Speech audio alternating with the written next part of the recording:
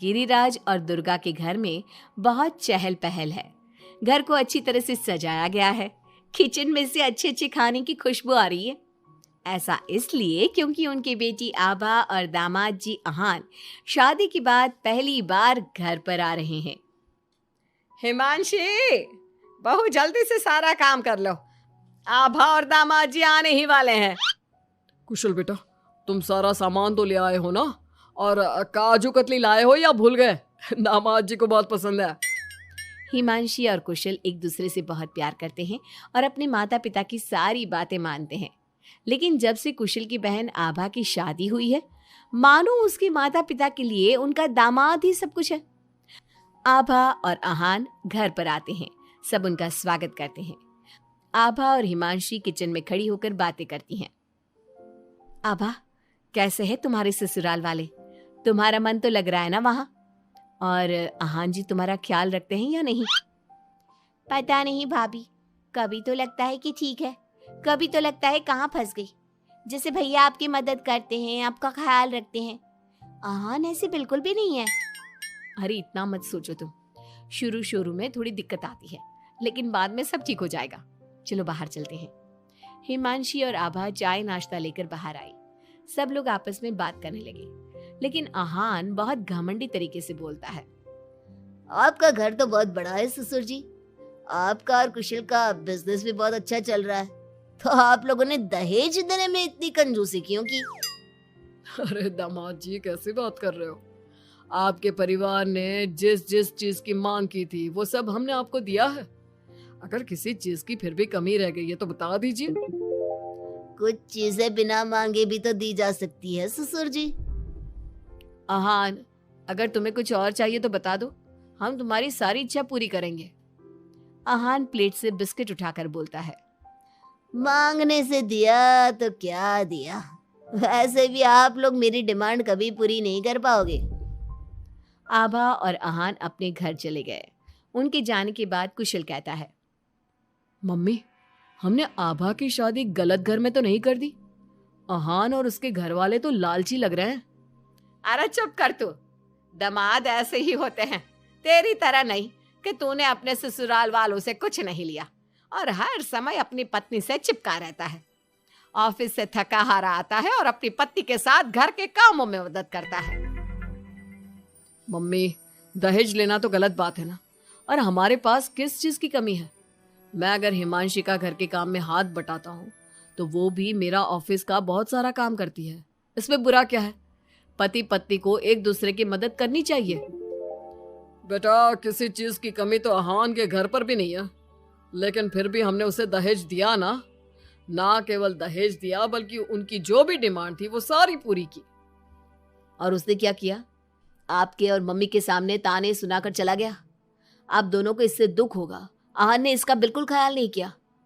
बेचारी आभा का तो चेहरा देखने लायक था। कितनी शर्मिंदा हो रही थी वो अपने पति की बातों से। इस तरह कुशल ने अपने माता पिता को समझाने की खूब कोशिश की, लेकिन उसके माता पिता अहान को ही सपोर्ट करते रहे। और करते भी क्यों ना, हमारे समाज ने दामाद का रुतबा बहुत ऊंचे हुई आई। अरे आभा, तुम रो क्यों रही हो? और ये तुम्हारे चेहरे पर निशान कैसे?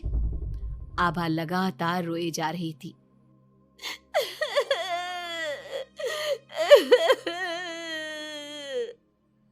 अरे बता मेरी बच्ची, क्या हुआ है तुझे? मत रो इस तरह, मेरा तो दिल बैठा जा रहा है। क्या हुआ है बेटा? हिमांशी और दुर्गा के बार बार पूछने पर आभा ने बताया। मम्मी, मुझे अहान ने बहुत मारा है। क्या? दामाद जी ने तुझ पर हाथ उठाया? लेकिन क्यों? वो रोज शराब पी कर आते हैं और मुझे मारते हैं, लेकिन आज तो उन्होंने हद ही कर दी। क्या अहान जी शराब पीते हैं? ये बात तो उनके घर वालों ने बताई नहीं थी। अरे कौन अपने बच्चों की कमियां बताता है? आने दे तेरे पापा को, वही बात करेंगे अहान और उसके घर वालों से। शाम को जब गिरिराज और कुशल घर पर आए तो उन्हें आभा का चेहरा देखकर बहुत गुस्सा आया, लेकिन वो करते भी क्या? आखिर अहान घर का दामाद है। पर आभा के चेहरे पर चोट के निशान देखकर कुशल से चुप नहीं रहा गया। कुशल ने फोन करके अहान से बात की। अहान, तुम्हारी हिम्मत कैसे हुई मेरी बहन पर हाथ उठाने की? तुम्हारी बहन घर में किसी की बात नहीं सुनती, जो उसके मन में आता है वही करती है। अब तुम ही बताओ मैं कैसे चुप बैठ सकता हूँ? अगर वो किसी की बात नहीं सुनेगी तो तुम उस पर हाथ उठाओगे? मैं तुम्हारी तरह नहीं कि अपनी पत्नी के पीछे पीछे घूमता रहूं। अगर तुम्हारी बहन जरा भी टेढ़ी चली ना तो मैं उसे इसी तरह से मारूंगा। ये बोलकर आहान ने फोन काट दिया। ये सुनकर कुशल को बहुत गुस्सा आया। कुशल ने कहा, अब आभा अपने ससुराल नहीं जाएगी। आपने उसकी शादी गलत इंसान से कर दी। वो आदमी आभा के लायक ही नहीं है। अरे पागल हो गया है क्या? अपनी शादीशुदा बहन को घर पर बिठाएगा? लोग क्या कहेंगे? मम्मी, आपको अपनी बेटी की चिंता है या लोगों की? आहान हमारा दामाद है और घर में छोटे मोटे झगड़े तो होते ही रहते हैं। हमें इन बातों पर ध्यान नहीं देना चाहिए। हम आहान के माता पिता से बात करेंगे। आभा को आहान बिल्कुल पसंद नहीं था, लेकिन उसके माता पिता समाज के डर से उसे बार बार आहान के घर पर भेज देते थे। इस बार भी आभा को अपने ससुराल जाना पड़ा। एक दिन हिमांशी की तबीयत खराब हो गई तो उसने घर का काम नहीं किया। तबीयत खराब होने का बहाना बनाकर सुबह से लेटी है। तुझे इस घर में जितना आराम मिला है ना, दुनिया में किसी बहू को कहीं इतना आराम नहीं मिला होगा। तेरा तो पति भी तेरे साथ काम कराता है। देख मेरी आभा को, बेचारी कितना पिटती है अपने पति से और सारे घर का काम खुद ही करती है। शाम को जब कुशल घर आता है तो हिमांशी उसे सारी बात बताती है। तुम मम्मी की बात का बुरा मत माना करो। मम्मी चाहती है कि मैं उनके निकम्मे दामाद की तरह बन जाऊं, जो अपनी पत्नी की बिल्कुल भी इज्जत नहीं करता।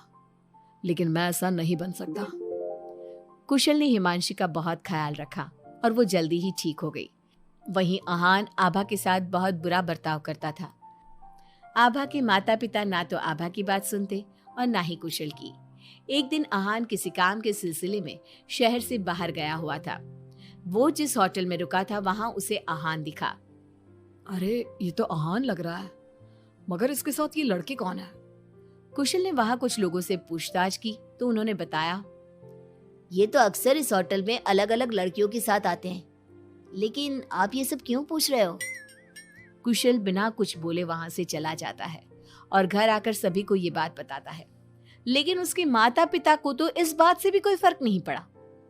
अरे बेटा, इस बात को यहीं खत्म कर दो। हम आहान से क्या कह सकते हैं? आखिर वो हमारे घर का दामाद है। बेटा देख, ये बात ना आभा को मत बताना, नहीं तो उसे बहुत बुरा लगेगा। आप दोनों किस मिट्टी के बने हैं? दामाद दामाद कहकर आपने उसे सर पर चढ़ा दिया। मैं आपकी बहू के साथ अच्छा बर्ताव करता हूं तो आप मुझे झोरू का गुलाम कहते हैं। और आहान आपकी बेटी को जानवर की तरफ पीटता है, आप तब भी उससे बात करने की हिम्मत नहीं करते। आप लोग बेटे और दामाद में इतना फर्क क्यों करते हो? बेटा, दामाद को तो सर का ताज समझा जाता है। हमेशा से ऐसा ही चलता आया है। अरे हमारे समाज ने ऐसे ही नियम बनाए हैं। चाहे वो आपकी बेटी के साथ कैसा भी बर्ताव करे, उसे जानवरों की तरह मारे पीटे। मम्मी, ये पुराने जमाने की बातें हैं।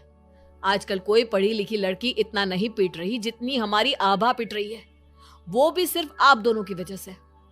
मैं आज ही उसके ससुराल जाकर उसे सारी बात बता दूंगा और आखिरी फैसला उसका होगा। कुशल और हिमांशी आभा के पास जाकर उसे आहान की सारी सच्चाई बता देते हैं। आभा अपने भाई के साथ आ जाती है। घर आकर वो अपने पति को तलाक के पेपर भेजती है। हालांकि गिरिराज और दुर्गा अभी भी अपने दामाद के साथ